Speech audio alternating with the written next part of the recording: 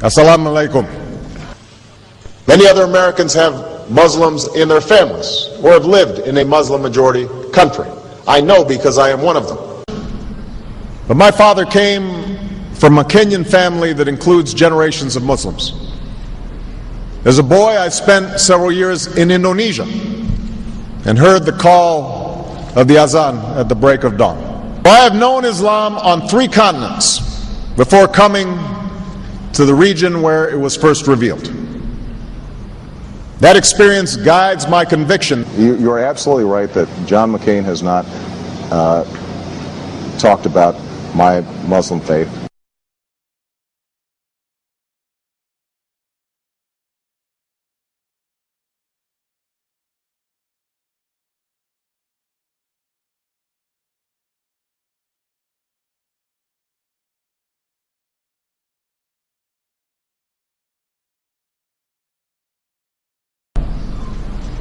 As the Holy Quran tells us, the Holy Quran teaches that, the Holy Quran tells us, and the Holy Quran also says,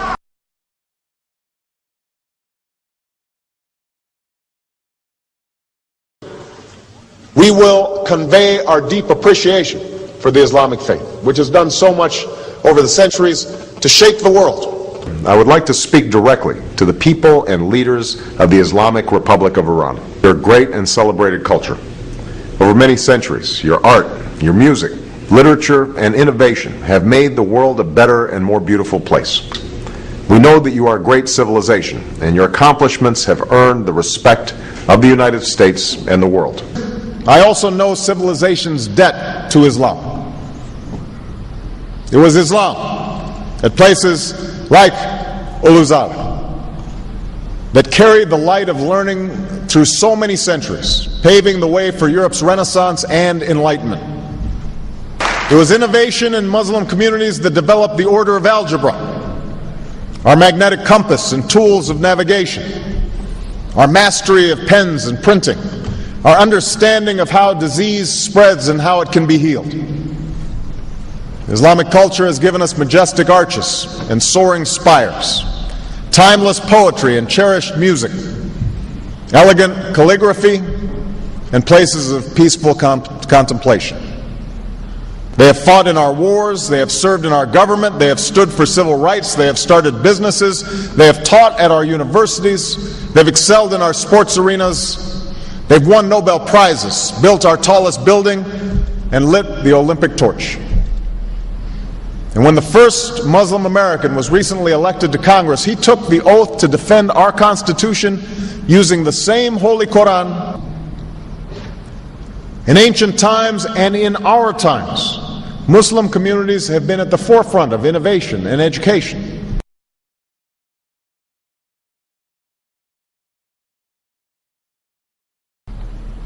Islam is not part of the problem in combating violent extremism. It is an important part of promoting peace. The enduring faith of over 1 billion people is so much bigger than the narrow hatred of a few. In the United States, rules on charitable giving have made it harder for Muslims to fulfill their religious obligation. That's why I'm committed to working with American Muslims to ensure that they can fulfill zakat. It is important for Western countries to avoid impeding Muslim citizens from practicing religion as they see fit. And I consider it part of my responsibility as President of the United States to fight against negative stereotypes of Islam wherever they appear.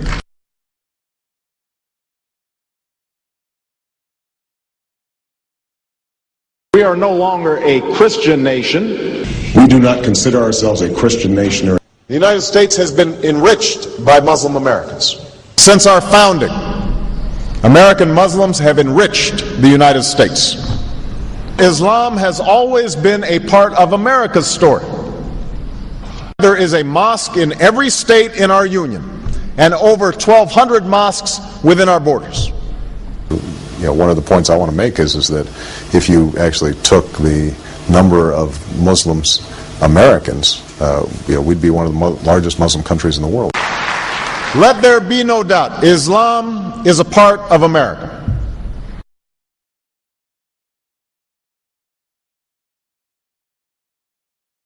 he did bow to the Muslim king, while he did not do it to the British Queen of England. And by bowing, he showed the world that I am subservient. I do bow down to you as a Muslim king, something no other president has done with Saudi Arabia.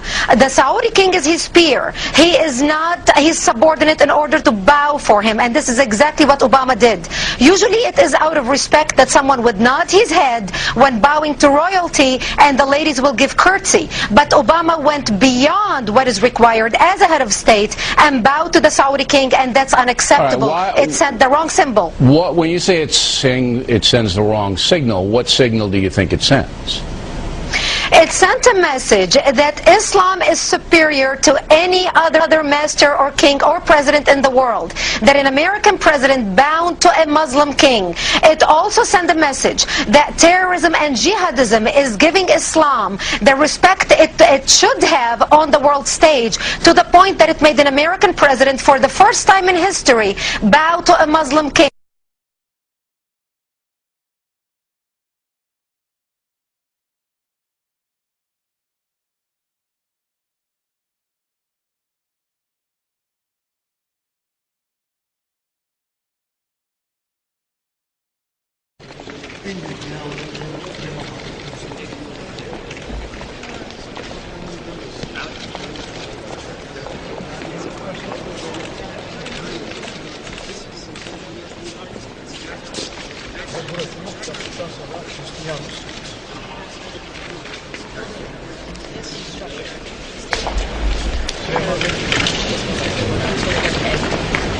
And this is a common thought shared by all the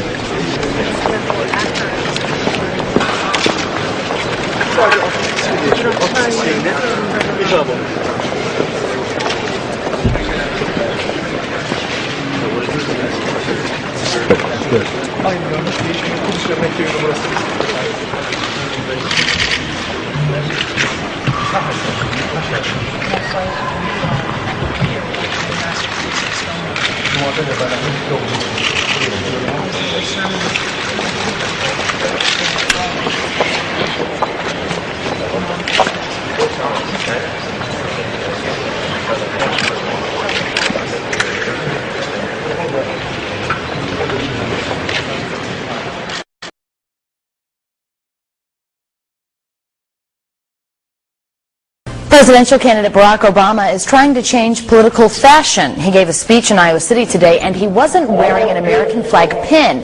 Those pins have become synonymous with politicians since 9/11. Obama says he doesn't like how the pin has come to represent patriotism in America. I won't wear that pin on my chest. It's a little weird, Alan, that in the middle of the campaign, the guy takes off the American flag that most people wear because they're proud of their country. Let me speak as clearly and as plainly as I can.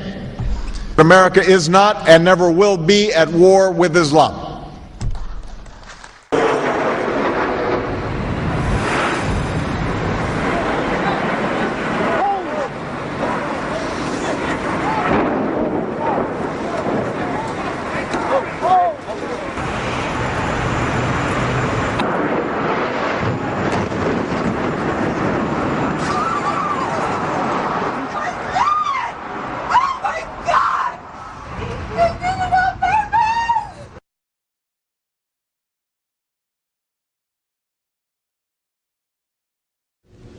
Thank you. And Eid Shoma Mubarak.